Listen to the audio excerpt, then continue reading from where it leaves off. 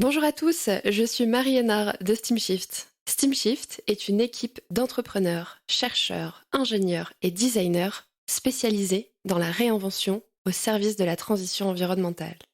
Tout le monde a sa propre vision du futur, mais la plupart d'entre nous est d'accord sur le fait que le modèle économique et industriel actuel n'est plus soutenable et donc plus désirable.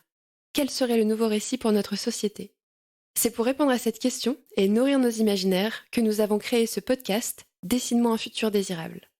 Nous y convions des personnalités engagées qui mènent des batailles tous les jours pour que leur vision du monde de demain devienne une réalité. Un monde qu'ils seront fiers de léguer aux générations futures.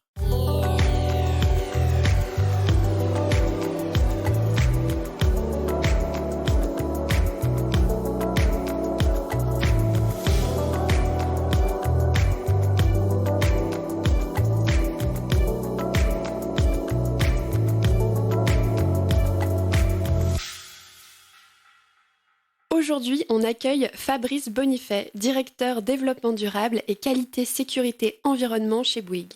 Vous allez voir, Fabrice est quelqu'un de très engagé. On a eu une discussion passionnante, des enjeux de transition environnementale dans le monde de la construction, de l'ampleur du problème jusqu'aux solutions, et surtout sa vision sur un futur désirable qui ralentit. C'est parti. Bonjour Fabrice Bonifay. Bonjour Marie. Merci beaucoup d'être au micro donc de Dessine-moi un futur désirable aujourd'hui. Ravi d'être parmi vous aujourd'hui. Super. Donc comme tu le sais, en fait, c'est un podcast où on va donc discuter de la vision du futur de nos invités. Fabrice, tu es entre autres donc directeur développement durable et qualité sécurité environnement, si je ne me trompe pas, du groupe Bouygues. En fait, je ne vais pas en dire plus. Je viens de citer ton long et impressionnant titre. Et du coup, j'ai envie de te laisser te présenter, mais sans me parler de ton métier. Mon métier, c'est quand même une grande partie du temps qui passe, là, du temps qui m'occupe. Et donc, ce qui me nourrit, c'est effectivement mon poste de directeur développement durable et QSE du groupe Bouygues. Ouais. Mais je suis aussi président du Collège des directeurs développement durable, qui est une association de professionnels de la RSE et du développement durable qui a été créée il y a 15 ans et qui regroupe aujourd'hui 226 entreprises. Okay. Essentiellement des grandes et des moyennes entreprises qui échangent sur leurs pratiques RSE pour accompagner leur propre société dans la transition vers des modèles d'affaires plus soutenables. On va en parler, je pense. Ouais.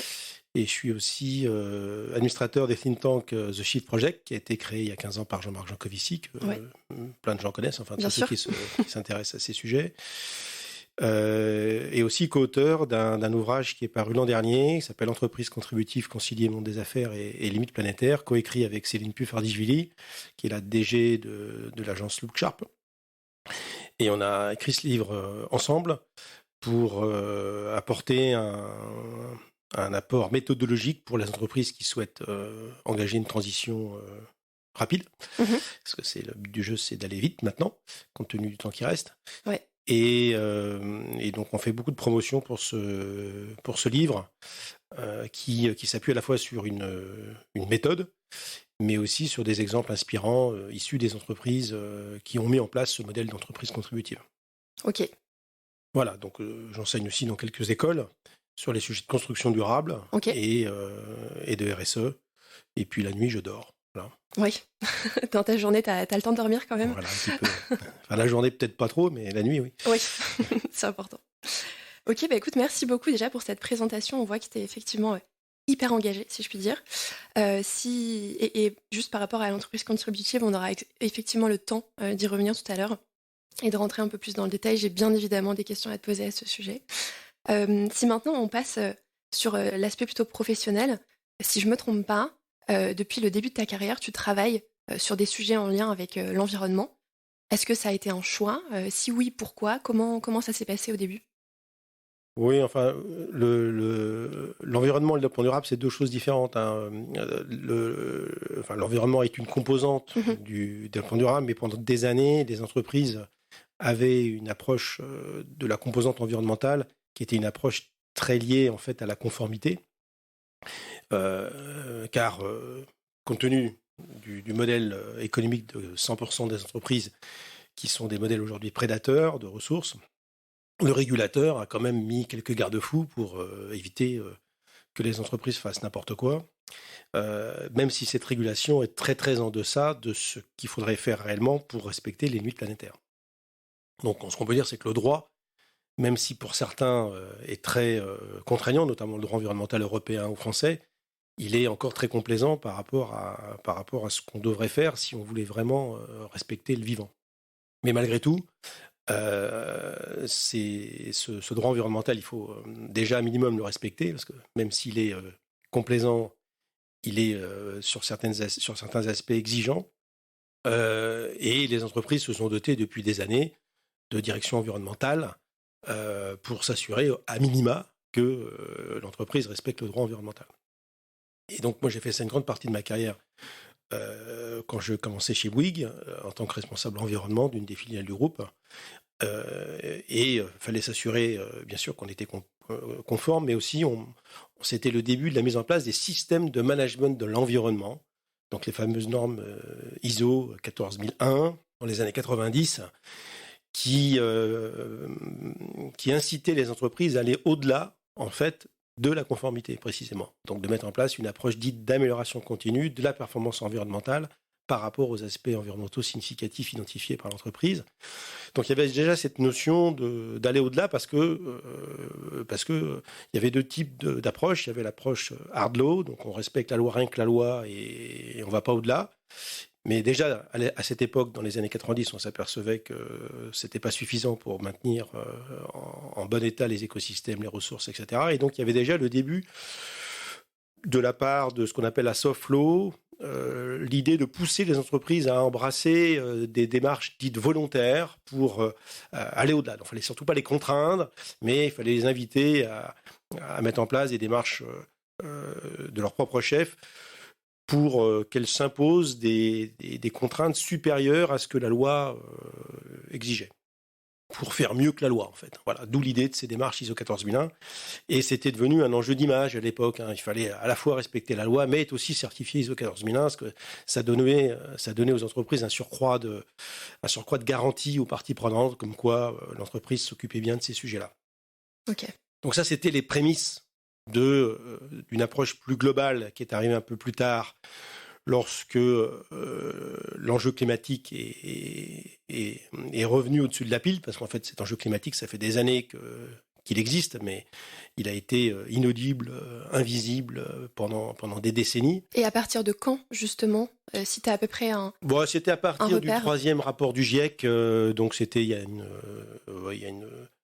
quinzaine d'années à peu près, où les choses ont commencé à se préciser sur le climat, mais les choses ont vraiment accéléré à partir du 5e rapport lors de la COP21, où c'est quand les changements climatiques ont commencé à devenir visibles, en fait, parce que pendant des années, les changements étaient réels, mais étaient très peu perceptibles, excepté par ceux qui étaient en contact permanent avec la nature. Les scientifiques, etc. Voilà, les scientifiques sur le terrain, et puis les agriculteurs, etc. Maintenant, pour ceux qui vivaient en ville, c'était imperceptible. Et à partir du moment où on a commencé à percevoir, via l'actualité, des phénomènes climatiques exceptionnels, récurrents, par leur ampleur, par leur importance, c'est là qu'on s'est aperçu qu'il se passait quelque chose, ne serait-ce que la fonte des glaciers, les méga-feux, les sécheresses à répétition, etc. Et donc, ça fait maintenant, depuis quelques années, que la prise de conscience, au moins dans certains pays, s'opère. Alors, la prise de conscience, elle est générale, mais il y a une telle inculture dans ces domaines-là de la part de la population qui pour certains n'y croient pas, pour d'autres estiment que ce sont des phénomènes naturels. Il y a encore beaucoup de climato-scepticisme, malheureusement. Pas simplement chez les décideurs d'ailleurs, chez tout le monde. Et le manque chronique d'éducation et de connaissances sur les changements climatiques freine l'action.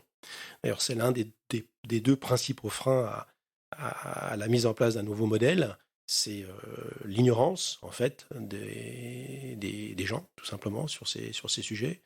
La méconnaissance de l'ampleur et de la gravité, des ordres de grandeur, et puis aussi du temps qui nous reste pour agir.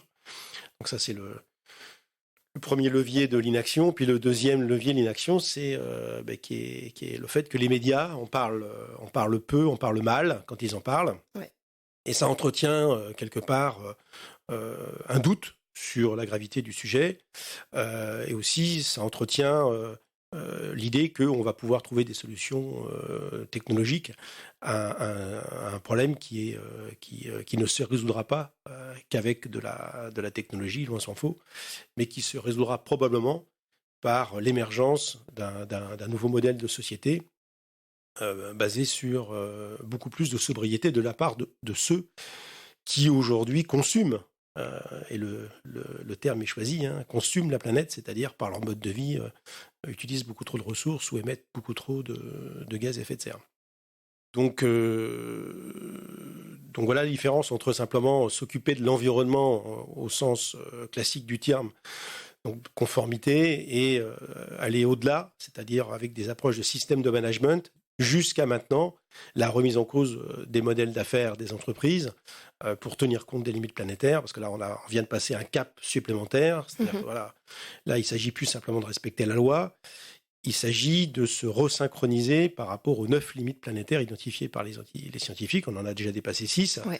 Et vu qu'on n'a qu'une seule planète, on n'a pas d'autre choix que de respecter ces limites planétaires, parce qu'on sait très bien que malgré la résilience qui est très importante de la planète et les ressources, les réserves qu'il y a encore, dans le siècle en cours, si on ne change pas de trajectoire, on va vraiment au-devant de désillusion à l'auteur de nos illusions.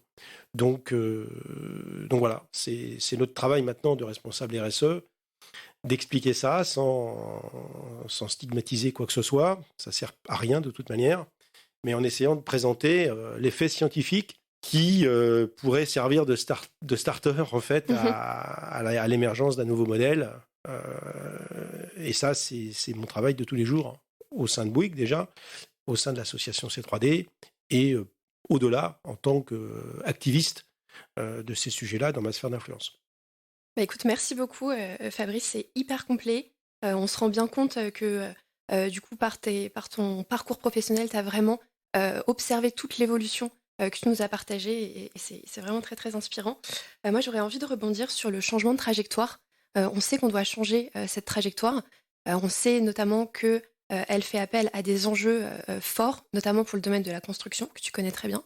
Est-ce que tu pourrais un peu plus rentrer dans le détail? C'est quoi aujourd'hui les enjeux dans le monde de la construction? Si tu as des chiffres clés aussi pour qu'on se représente à quoi ressemble l'impact. Et est-ce que tu peux nous parler de, par exemple, 3 enjeux assez clés pour le secteur?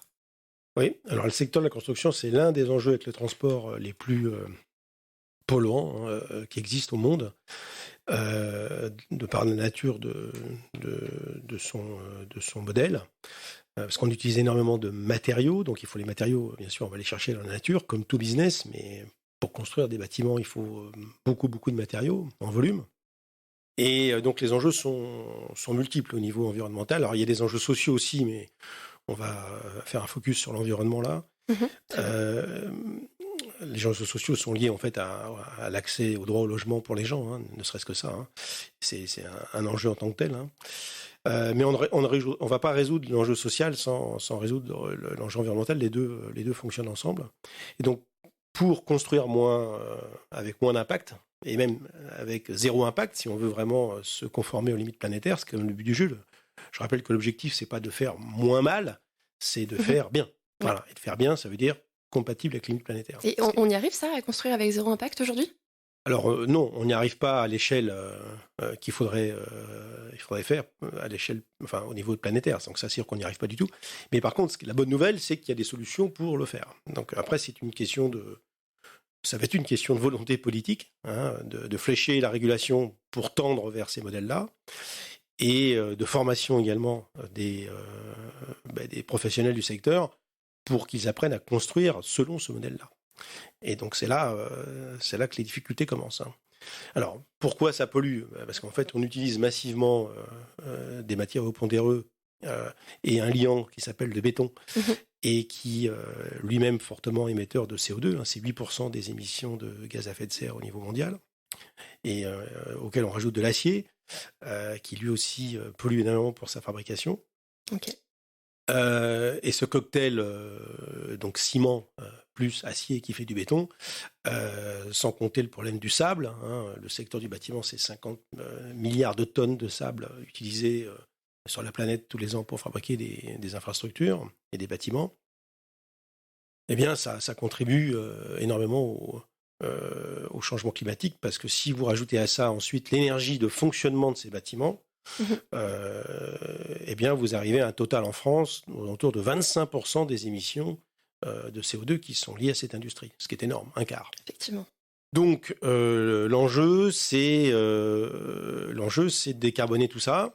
Donc, si le secteur veut respecter l'accord de Paris, donc il y a une stratégie nationale bas carbone qui a été élaborée pour ce secteur et qui vise moins 50%, moins 55% même à l'horizon 2030 de l'empreinte carbone pour les bâtiments neufs, pour aller jusqu'à la contribution à la neutralité carbone à l'horizon 2050, c'est-à-dire une division par 3 de l'empreinte carbone du secteur, ce qui est tout à fait colossal. Effectivement, oui. Et alors ça, c'est pour le neuf. Et il faut aussi s'occuper, bien sûr, de tout ce qui est déjà construit, c'est-à-dire les bâtiments existants. Donc 75% du parc installé aujourd'hui sera toujours sur pied en 2050. Donc il y a un gros travail de rétrofit, de rénovation des bâtiments existants pour leur faire passer des classes énergétiques successives jusqu'à temps d'arriver à des bâtiments qui consomment quasiment plus rien, parce que bien isolés, parce que on aura éliminé les consommations parasites qui font que ces bâtiments sont très énergivores aujourd'hui. Mais au-delà de l'énergie, il y a aussi le problème de l'artificialisation des sols. C'est qu'on ne peut plus continuer non plus de construire de façon schizophrénique partout, n'importe où, en mettant en compétition les infrastructures bâtimentaires avec les terres arables qui sont nécessaires pour l'agriculture, mais aussi pour lutter contre les îlots de chaleur, l'évapotranspiration, l'évapotranspiration, donc pour réduire la température dans les zones urbaines en cas de canicule. Et aussi avoir suffisamment de surfaces non construites pour laisser l'eau, quand elle tombe, le temps pour de pénétrer dans les couches inférieures et donc venir remplir les nappes phréatiques. Donc on en a besoin quand même pour l'eau potable. J'imagine aussi qu'il y a des questions de biodiversité derrière tout ça. Bien sûr, bien sûr. Donc quand vous artificialisez, vous tuez le vivant. Et on sait très bien qu'au-delà de l'enjeu climatique, l'enjeu parallèle, parce que les deux vont de pair, c'est la destruction du vivant avec 1 million d'espèces menacées. Et vous le savez, 60% des vertébrés qui ont disparu ces 50 dernières années, c'est juste colossal. C'est affolant, ouais. Donc cette 6e extinction qui est en cours à une vitesse jamais connue depuis que le monde est monde. Alors bien sûr, si on met l'exception des dinosaures suite à la météorite, là, il y a 67 millions d'années, cette extinction de masse actuellement est juste terrible pour le vivant en général, mais aussi pour nous, les humains. On fait partie de la chaîne du vivant complètement, et on sait très bien que moins il y aura de diversité, plus on sera vulnérable. Ça a été démontré de multiples fois. Donc le combat climat-biodiversité, c'est vraiment le combat du siècle en cours qu'on doit retrouver dans les modèles d'affaires des entreprises.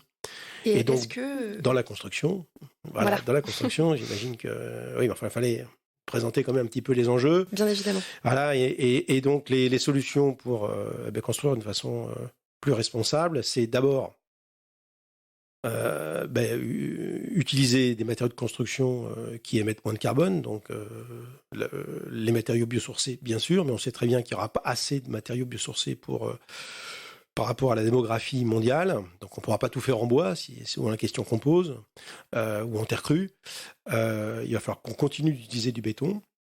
Mais là, le béton, il va falloir le produire autrement. Donc, Bouygues, notamment, travaille avec des cimentiers pour essayer de mettre au point des nouvelles formules de fabrication du ciment en émettant 2 fois, 3 fois, 4 fois, 6 fois moins de carbone, mais avec des résistances équivalentes, bien entendu. Donc, c'est un travail de recherche et développement actuellement que nous menons, mais les autres grands constructeurs mènent le même type de travaux, dans l'objectif de pouvoir continuer d'utiliser ce matériau qui est quand même économiquement intéressant et assez facile à mettre en œuvre, mais en éliminant ces impacts négatifs. Donc déjà, travailler sur les matériaux, mais au-delà de ça, on sait très bien qu'il va falloir qu'on aille encore bien au-delà, c'est-à-dire d'arrêter de construire selon un mode dit linéaire. Donc mode linéaire, c'est-à-dire j'extrais des matières premières, je construis un ouvrage, puis ensuite je démolis cet ouvrage après une plus ou moins grande période d'utilisation. Ce modèle, il n'est pas tenable non plus. Donc ce qu'il faut, c'est construire avec des éléments qu'on pourra, pour tout ou partie, récupérer à un moment donné.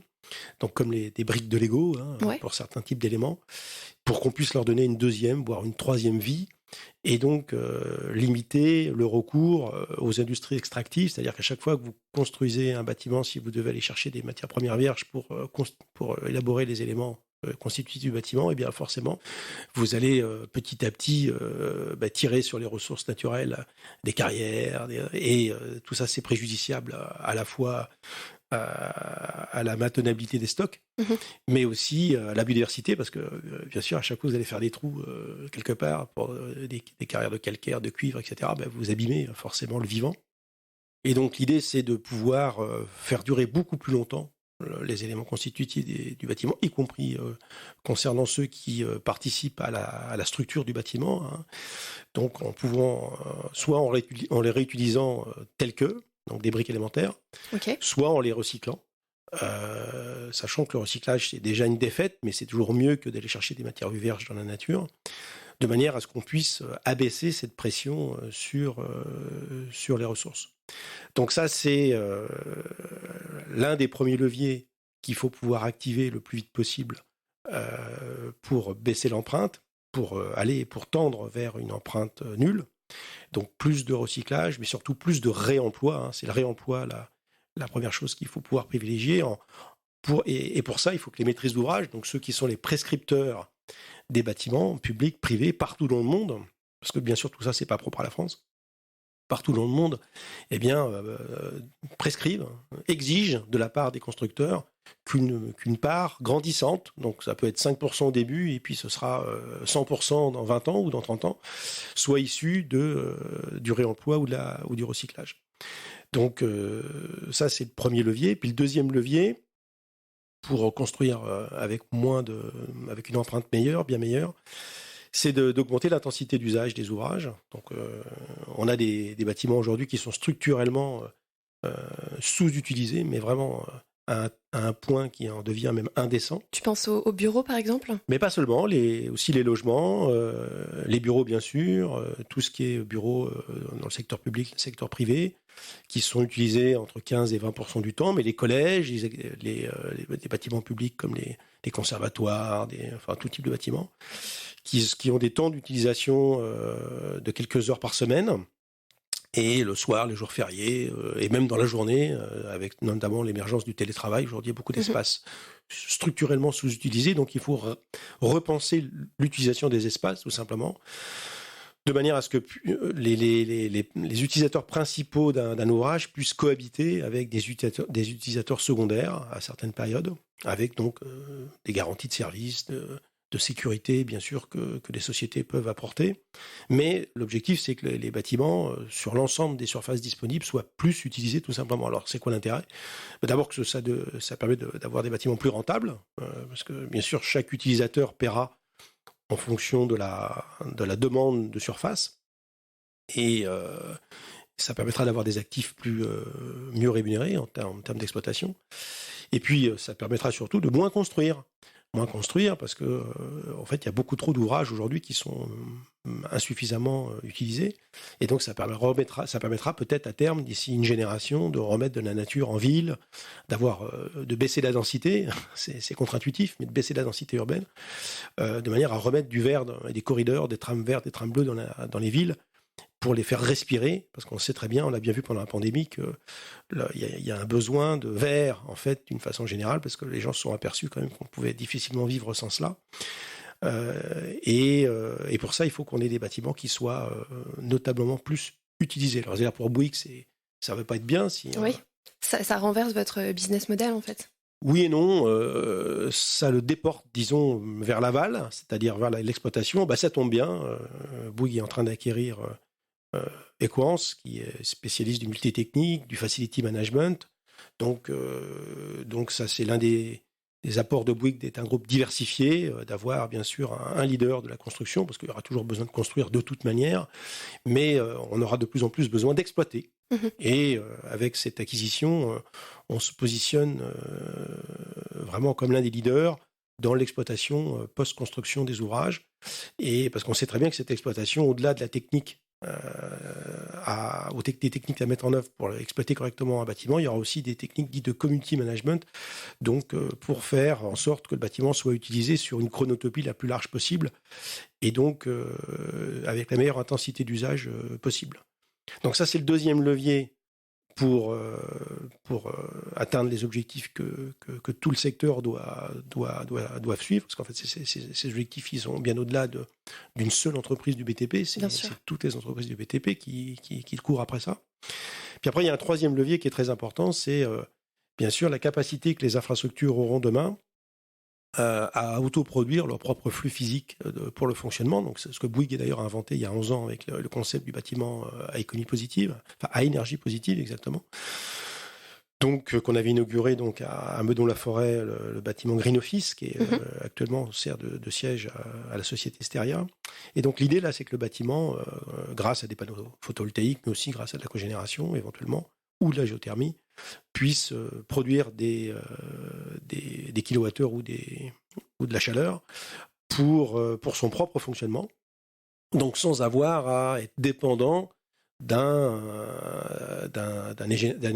énergéticien qui va nous vendre bien sûr des flux produits à l'extérieur de la ville, mais qui sont souvent, hélas, ces flux issus d'industries polluantes, notamment lorsqu'on utilise du gaz pour chauffer le bâtiment ou pour chauffer l'eau chaude sanitaire d'un bloc de logement. Et donc l'idée que le bâtiment puisse autoproduire ses propres flux physiques, énergie électrique ou chaleur, et bien sûr avec des systèmes renouvelables, ça lui permet de moins taper dans ces systèmes de production polluants externes, et donc d'abaisser son empreinte. Donc ça, c'est des techniques aujourd'hui qui sont parfaitement maîtrisées, alors qui renchérit un peu le coût du bâtiment, parce qu'on va venir additionner à l'enveloppe du bâtiment un système de production, donc il y a des diverses façons de financer ce genre de choses. Mais dans la durée, c'est tout à fait rentable, surtout avec les perspectives d'augmentation du coût de l'électricité, notamment dans le futur. On voit bien que les bâtiments qui auront leur propre système de production seront favorisés par rapport à ceux qui dépendront encore de producteurs type, enfin les producteurs vous les connaissez, d'énergie externe. Donc ça c'est important aussi pour l'empreinte environnementale du bâtiment dans sa composante exploitation. Donc on peut espérer que demain, que ce soit en rétrofit ou pour les bâtiments neufs, tous deviennent producteurs nets de flux physiques. Alors c'est plus ou moins difficile compte tenu de l'implantation des bâtiments. Il y en a, ça sera plus facile à faire que d'autres au niveau de leur architecture, mais aujourd'hui on est capable sur la plupart des différents types d'ouvrages d'incorporer dans la structure ce type de système de production. Donc voilà, on peut continuer longtemps, mais Merci beaucoup Fabrice pour cette réponse qui est vraiment hyper complète. Tu as abordé les enjeux sur la construction, donc sur le neuf. Tu as abordé les enjeux autour de la meilleure, si je puis dire, utilisation de l'existant sans détruire. Tu as abordé aussi tous les enjeux autour de la production d'énergie du logement. Donc on a une vision désormais beaucoup plus complète de tous les enjeux autour de la construction. On a parlé de biodiversité aussi et j'imagine qu'on pourrait encore y passer des heures. Maintenant, j'ai envie de passer à une question assez cœur du podcast. Donc comme tu le sais, le podcast s'appelle « Dessine-moi un futur désirable ». On n'a pas choisi le thème au hasard. Tu me disais au début que tu appréciais Le Petit Prince qui était posé à côté. Si je te pose la question, Fabrice, ce serait quoi ton futur désirable ? Qu'est-ce qu'elle t'évoque, cette question ? Alors on change complètement de registre. Le futur désirable, c'est pour moi, bien sûr. Pour l'humanité, c'est qu'on ralentisse un peu, c'est-à-dire que contrairement à beaucoup de discours qu'on peut entendre de dire de toujours plus de tout, c'est peut-être de se rendre compte ce qui est important finalement dans la vie, c'est d'être heureux. Voilà, parce que je pense que c'est ça l'objectif, compte tenu de notre passage éphémère sur cette planète, les uns et les autres. Et que les fondamentaux du bonheur, bien, c'est pas forcément des fondamentaux qui s'appuient que sur des composantes matérielles. Alors, ces composantes matérielles, c'est important, bien sûr, parce que ça nous libère du temps, hein, du temps pour faire autre chose. Pour faire autre chose, oui, bien sûr. Que d'aller chercher des aliments dans les champs. Hein. Donc, c'est quand même vachement pratique d'avoir ce bien-être matériel que l'on a aujourd'hui. Mais il faut savoir aussi avoir un minimum de lucidité sur l'utilisation précisément des ressources pour maintenir ce système matériel. Et donc, on en arrive au mot magique du moment qui est sobriété. Si on veut continuer à en bénéficier de ce bien-être matériel, il faut en bénéficier, il faut l'utiliser avec mesure, avec justesse, et surtout en restant focus sur la capacité de la planète à produire ce qu'elle peut produire, compte tenu de sa taille et de la physique dont on dépend, en fait, tout simplement. Donc la planète fait une certaine taille, un certain nombre de ressources, elle peut produire un certain nombre de calories élémentaires, d'énergie, etc. Et on ne peut pas aller au-delà. Tous ceux qui pensent qu'on peut faire du toujours plus ou à l'infini sont soit des menteurs, soit des imposteurs, soit des incompétents. Mais en tout cas, on le voit, on est en train d'être rattrapé par la patrouille de tout, là. On est largement en survitesse par rapport aux limites planétaires. Donc, un futur désirable, parce que c'est ça ta question, c'est un monde où on va se resynchroniser aux limites planétaires, et surtout un monde beaucoup moins inégalitaire. C'est-à-dire que c'est quand même un peu détestable de voir qu'il y a une partie de l'humanité qui a beaucoup trop, et qui gaspille, qui consume les ressources de la planète, puis une grande partie qui n'ont rien, qui sont en dessous du seuil de pauvreté, qui sont même au niveau de la misère. Et ça peut pas durer, même s'il y aura toujours des différences entre ceux qui ont plus que d'autres. Ça paraît, hélas, un jour ça changera peut-être, mais certainement pas dans les 20 ans qui viennent. Et pourquoi il faut essayer de rétablir une certaine balance? C'est parce qu'on sait très bien que trop de distance ou un gap trop important entre ceux qui ont trop et ceux qui ont rien crée de l'instabilité, tout simplement, de l'instabilité politique, géopolitique, des ressentiments, du terrorisme, etc. Et qu'on n'a pas intérêt à maintenir un système trop déséquilibré. Donc ça veut dire que ceux qui aujourd'hui gaspillent, parce qu'en fait il s'agit de ça, gaspillent des ressources en consommant trop, doivent revoir leur mode de vie, et on doit leur expliquer que finalement c'est pas de consommer trop qui rend heureux, c'est autre chose. Et donc il y a un nouveau narratif du vivre ensemble à l'aune des changements climatiques qui nous au-dessus de notre tête. Et donc il faut rendre désirable un mode de vie où on va sans doute devoir prendre le temps de vivre précisément, et donc de produire peut-être un peu moins dans certaines parties du monde pour pouvoir vivre un peu mieux. Et ça veut dire aussi réduire, donc générer ce que moi j'appelle le besoin du non-besoin.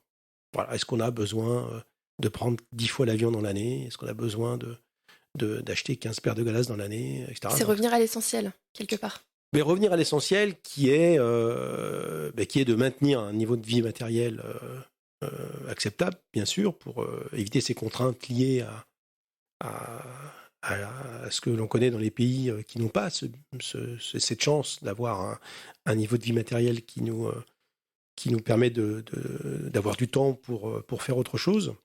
Mais faire preuve de mesure, tout simplement, de sobriété. On sait très bien aujourd'hui qu'on a accès, moi je prends souvent cet exemple, dès qu'on a un petit peu d'argent, on a accès à toutes les boulangeries de la Terre.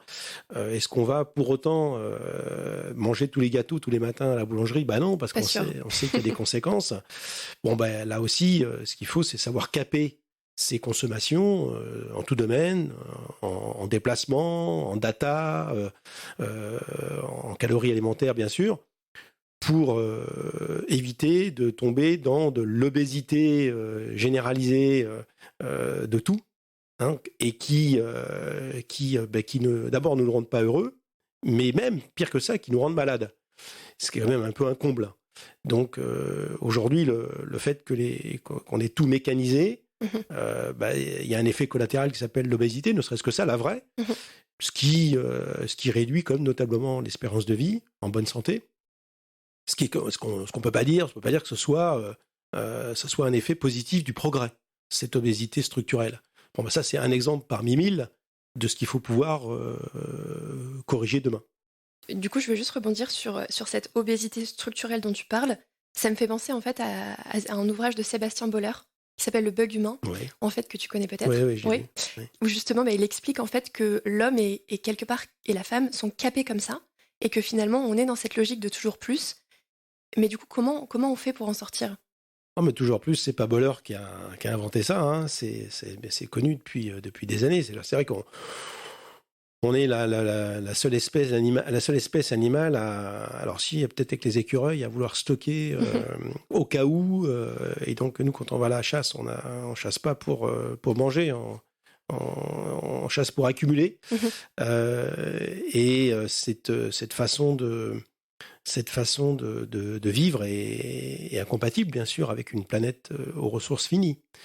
Donc, alors, est-ce que c'est une fatalité ? Je ne pense pas, parce qu'il y a aujourd'hui des communautés humaines qui vivent parfaitement heureux avec un rapport à l'utilisation des ressources qui est raisonnable, c'est-à-dire qui est en symbiose avec ce que la nature peut apporter.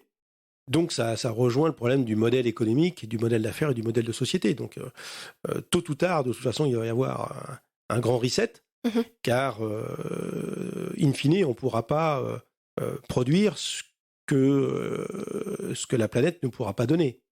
Donner dans le sens où les matières premières qu'on utilise pour le business, la planète les donne, nous les donne. Il n'y a pas de facturation de la planète quand elle nous donne ses poissons, sa biomasse, ses matières premières.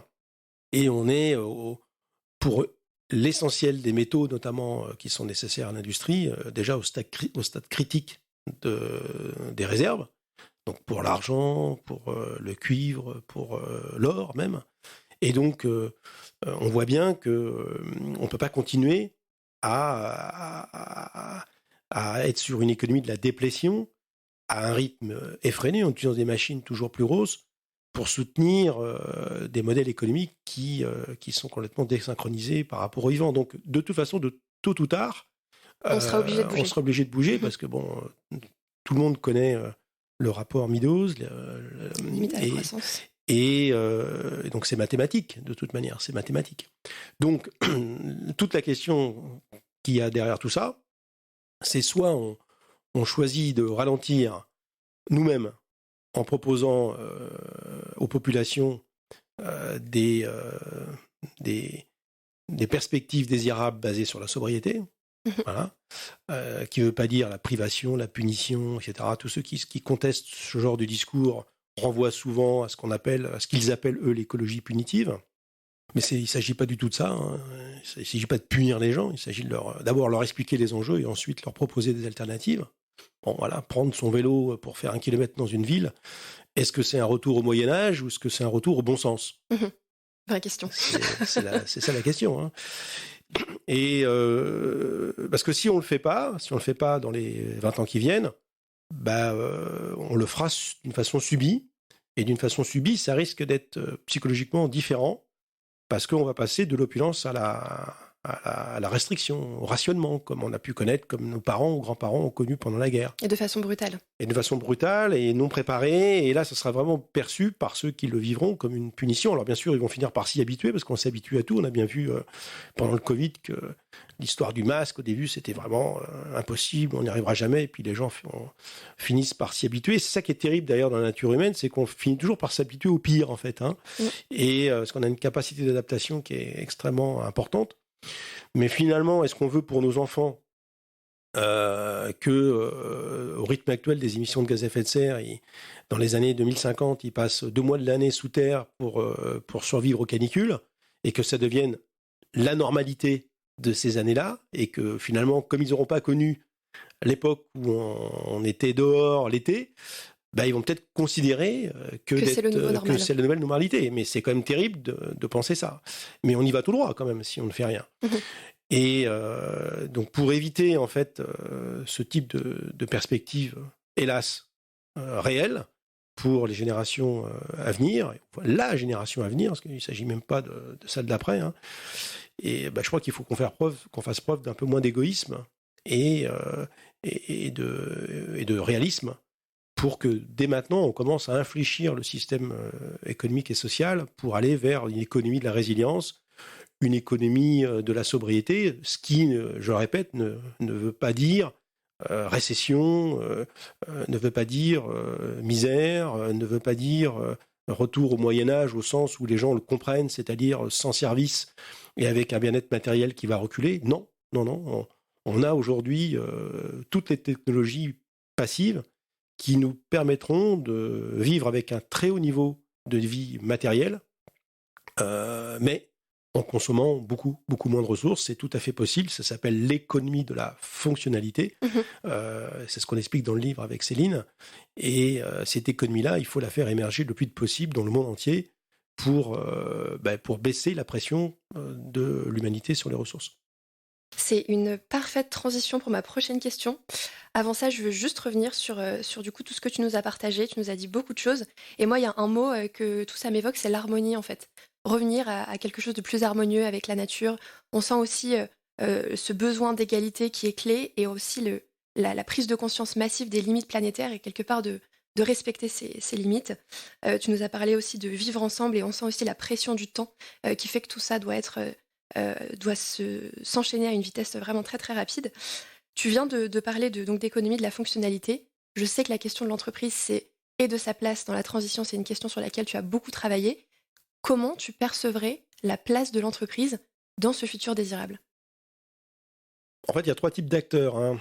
Il y a les acteurs, la régulation, les acteurs publics, hein, qui font les lois, et on voit bien que c'est compliqué pour eux, alors qu'on en a besoin. On en aurait besoin d'une régulation forte pour accélérer les transitions. Alors pour tout un tas de raisons, ça ne va pas assez vite de ce côté-là, qu'on pourrait évoquer, mais bon, je pense qu'on n'a pas vraiment le temps. Mais il y a le deuxième tic. Alors, bon, ce levier-là, hélas, il ne faut pas trop compter dessus. Et tout ce qui arrivera par la régulation, tant mieux, ça permettra d'accélérer. Mais en tout cas, si on compte que sur la régulation, c'est mort. Alors, il y a un deuxième levier qui est le levier des entreprises. Alors ça, la bonne nouvelle, c'est que les entreprises ont peut-être plus conscience de leur vulnérabilité que les États. Parce qu'une entreprise peut déposer le bilan, un État, on peut faire faillite peut-être, mais l'État continuera d'exister. Alors que les entreprises, elles peuvent disparaître complètement. Donc, on assiste actuellement à une prise de conscience de certaines entreprises, pas toutes, hélas, que, si ne serait-ce que les matières premières qu'elles utilisent, il y en a moins, ou il n'y en a plus, si l'essentiel de leur business dépend de ces matières premières, c'est un peu compliqué, hein. Donc, on peut faire la liste des entreprises qui ont conscience de ça, parce qu'elles dépendent, ne serait-ce que de la stabilité climatique pour produire des biens dans l'agriculture, ne serait-ce que ça, hein. Eh bien, on voit bien que les entreprises qui ont conscience de ça commencent à se dire, oui, il va falloir qu'on produise autrement, parce que si on ne produit pas autrement, on va tout simplement casser notre modèle d'affaires. Donc, la solution à court terme, ou plutôt les solutions, parce qu'il n'y en a pas qu'une, c'est par secteur d'activité, viendront des entreprises qui ont cette capacité à se remettre en question plus rapidement que les États, qui ne sont pas des démocraties. Donc une fois qu'une décision est prise par la direction générale, il faut appliquer la stratégie. Donc si la stratégie va dans le sens d'une économie plus résiliente, basée sur l'usage, ça peut aller quand même assez vite, ça peut même prendre que quelques mois, voire quelques années. Et donc, l'un des leviers d'accélération de la transition, ça passera clairement par les entreprises. Et puis le dernier levier, c'est les citoyens, hein. Donc les citoyens, vous et moi, hein. Et donc ces citoyens, c'est simplement notre façon d'acheter. Donc d'acheter au quotidien. et donc de privilégier par notre pouvoir d'achat personnel eh bien, des solutions commerciales qui sont plus ou moins impactantes pour l'environnement et le social, à condition bien sûr d'être informé. Donc il y a de plus en plus maintenant d'obligations, donc ça rejoint la régulation, hein, d'informer les gens sur quand ils achètent un produit, quel qu'il soit, qu'ils aient conscience de comment il est produit, où il est produit, quelle empreinte environnementale il a, pour que progressivement les citoyens consommateurs, pour ceux qui ont un intérêt sur cette question, et on peut penser qu'il y en aura de plus en plus compte tenu du renouvellement des générations, eh bien privilégient en fait les produits qui auront le plus faible impact, voire pas d'impact. Donc voilà, donc c'est ces trois types d'acteurs là sur lesquels il faut s'appuyer pour générer cette fameuse transition. Merci beaucoup Fabrice. On arrive à la fin du podcast déjà. Est-ce que tu veux rajouter quelque chose? Est-ce que tu as un sujet que tu aimerais poser dont on n'a pas parlé? Quelque chose qui te tient à cœur? Le sujet, c'est le sujet qu'on aborde dans le livre avec Céline, hein, c'est le sujet de l'entreprise contributive. C'est qu'au bout d'un moment, hélas, les constats, on les connaît, ils sont dramatiques. Hein, le GIEC nous dit qu'il nous reste quand même très peu de temps pour inverser une tendance qui est quand même très suicidaire pour l'humanité. Hein. Il nous reste 400 gigatonnes de CO2 à émettre pour rester sous l'1,5 degré, mais au rythme actuel de nos émissions, on aura mangé ce budget en moins de 7 ans, alors qu'on serait censé tenir avec jusqu'en 2100. Donc, pour vous dire l'ampleur du problème, il faudrait baisser nos émissions de 6% par an. Et donc, dans le livre, on présente en fait une méthode issue des pionniers, hein, des entreprises qui ont compris l'intérêt de concilier le monde des affaires et les limites planétaires. Donc on dit souvent qu'un but sans méthode est un non-sens. Il faut une méthode. Donc on propose une méthode pour désapprendre l'ancien modèle linéaire et apprendre le nouveau modèle circulaire basé sur la fonctionnalité, donc basé sur la fabrication de produits vraiment durables, dont l'entreprise restera propriétaire et vendre l'usage de ces produits, donc dont le but étant d'en fabriquer moins, mais de les utiliser plus, et donc de baisser la pression sur les ressources pour fabriquer des produits qui sont aujourd'hui structurellement sous-utilisés. Il n'y a pas que les bâtiments qui sont sous-utilisés, tout est sous-utilisé. Une voiture, par exemple, une voiture utilisée 4 ou 5% de son temps, et le reste du temps, ça prend de la place sur l'espace public, ce qui est quand même un non-sens. Et donc, l'objectif, c'est de fabriquer moins de produits, mais de les utiliser plus.